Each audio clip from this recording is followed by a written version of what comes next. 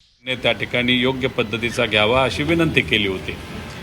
आज सुद्धा आम्ही जेव्हा चर्चा केली, तुकाराम मुंढे साहेबांचं मत आहे की सिस्टममध्ये म्हणजे सरकारमध्ये जे अधिकारी येतात ते स्पर्धा परीक्षा देऊन पारदर्शक पद्धतीने येणं फार महत्त्वाचं आहे।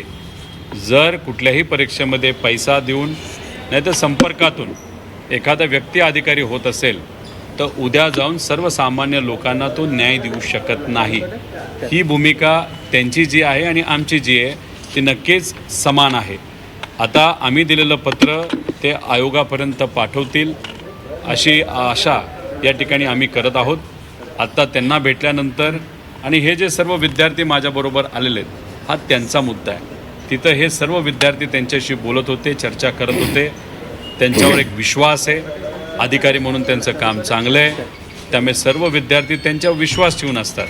त्यामुळे चांगल्या अधिकाऱ्यांशी चर्चा करून या विषयावर बोलणं हे त्यांच्यासाठी महत्त्वाचं होतं म्हणून आम्ही खरं तर आलो होतो। आता तुमच्याशी बोलल्यानंतर आम्ही लगेचच MPSC आयोगाकडे त्या ठिकाणी चाललेलो आहोत। आता मगाशी जेव्हा राष्ट्रवादी शरदचंद्र पवार यांच्या पक्षाच्या कार्यालयामध्ये मी प्रेस कॉन्फरन्स घेत होतो, तुम्ही सगळ्यांनी मिळून एक पत्र हे लोकेश पाटलाचं का उर्फ गौरव पाटील, हा गौरव पाटील उर्फ लोकेश पाटील हा तसा एकच व्यक्ती आहे। यांनी हे पत्र जे पाठवलं आयोगाला याची कॉपी तुम्ही आम्हाला दाखवली, मी त्यावेळेस ती बघितली नव्हती। हे सगळं बघितल्यानंतर एक सगळ्यात महत्त्वाची गोष्ट आहे की ऋषिकेश गांगर्डे नावाची जी व्यक्ती आहे तो जेव्हा ही कंप्लेन केली होती या पाटलाली, याच्याबरोबरच ऋषिकेश गांगर्डे सुद्धा तुकाराम मुंढे साहेबांच्या ऑफिसला आला होता, त्याच्याचबरोबर MPSC आयोगाला सुद्धा गेला होता। काही मिनिटापूर्वी ऋषिकेश गांगर्डे यांनी एक व्हिडिओ हा टाकलेला आहे।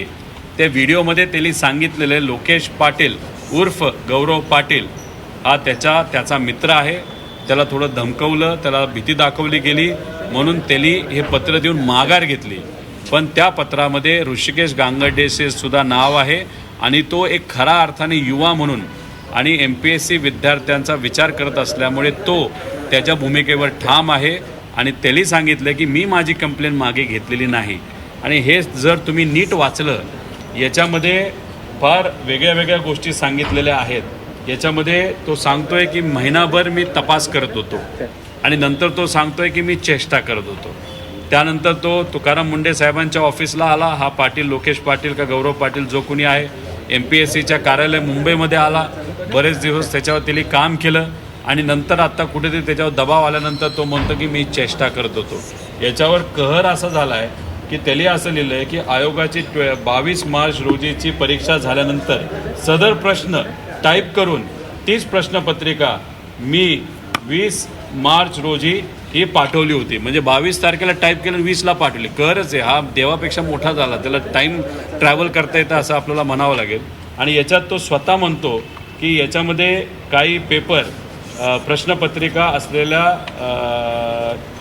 याच्यामध्ये काही प्रश्न हे मॅच झालेले आहेत। आमचं हेच म्हणणं आहे ना, जो क्लासेसचा प्रश्नपत्रिका होत्या त्यातल्या 100पैकी 90 प्रश्न हे आयोगाच्या प्रश्नाला मॅच झाले, हाच आमचा त्याच्यामध्ये मुद्दा आहे। त्यामुळे ऋषिकेश पाटील का गौरव पाटील हे काय आमच्यासाठी महत्त्वाचं नाही। आमच्यासाठी प्रश्न हा महत्त्वाचा आहे की या युवांना आता जी शंका वाटायला लागली की MPSCचा पेपर हा फुटू शकतो, त्या शंकेचं निरसन होणं हे महत्त्वाचं आहे। म्हणून आता आम्ही सर्वजण भेटण्यासाठी आयोगाकडे चाललेलो आहोत। आयोगामध्ये कोण आम्हाला भेटेल हे आम्हाला आत्ता सांगता येणार नाही, पण पुढच्या 45 मिनिटापर्यंत आम्ही आयोगाला नक्कीच त्या ठिकाणी पोहोचू। कौटिल्यवर तुम्ही आरोप केले होते, त्या चालक ज्याच्यावर तुम्ही आरोप केले त्यांचं असं म्हणणं की रोहित पवार आमच्यावर खोटे आरोप करतात, असं काही नाही आहे। तक्रार देखील खोटी असल्याचं आता समोर आलं। आता तक्रार हीच आहे ना, आता ऋषिकेश पाटील आणि गौरव पाटील आणि लोकेश पाटील हे असं नाव दिलेलं आहे, पण ऋषिकेश गांगर्डे हा सुद्धा तक्रार करणारा व्यक्ती आहे ना। या माणसाबरोबर ऋषिकेश गांगर्डे सोबत तक्रार केली होती, तो म्हणतो मी तक्रार मागे घेणार नाही, कारण त्याला माहिती आहे युवा कधी घाबरत नसतो। युवाली गेल्या काही दिवसांमध्ये काय संघर्ष केला तुम्हाला सगळ्यांना माहिती आहे। त्यामुळे ऋषिकेश न घाबरणारा व्यक्ती त्याने व्हिडिओ केलेला आहे, मी तक्रार मागे घेत नाही।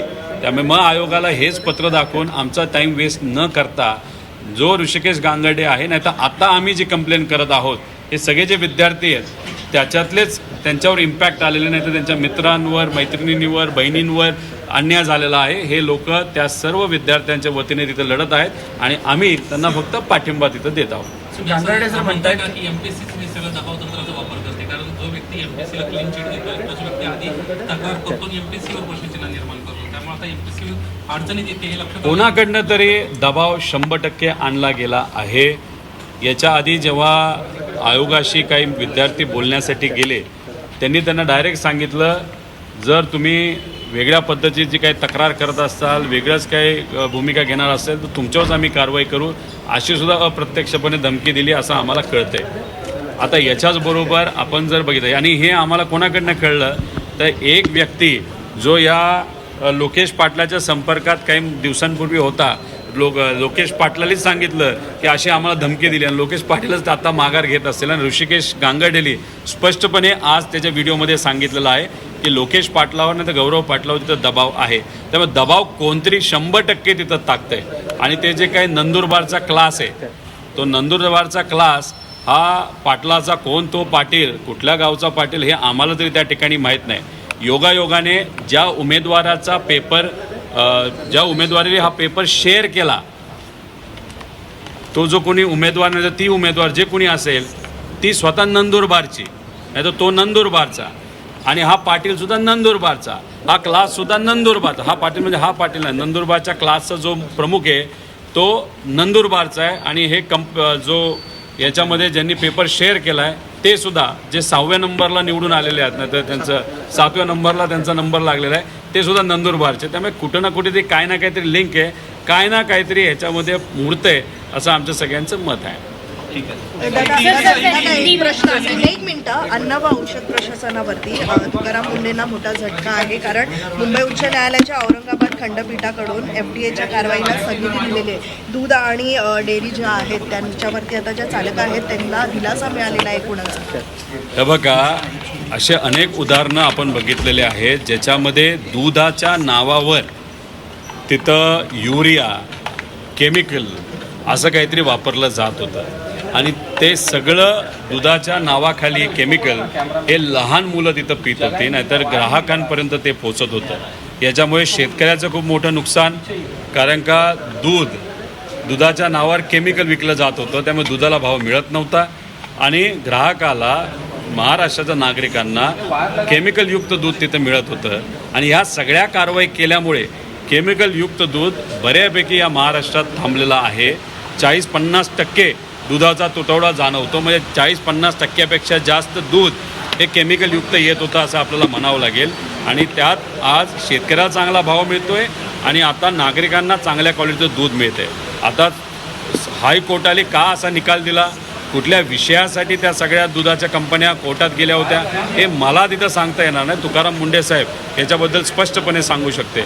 जो अधिकारी चांगला आहे तो चांगला आहे, जो चुकतो तो चुकतो. ज्याला चांगलं आहे ते चांगलं म्हणण्याची आमचं संस्कृती आहे आणि जोच खराब त्याला खराब म्हणण्याची आमची संस्कृती आहे.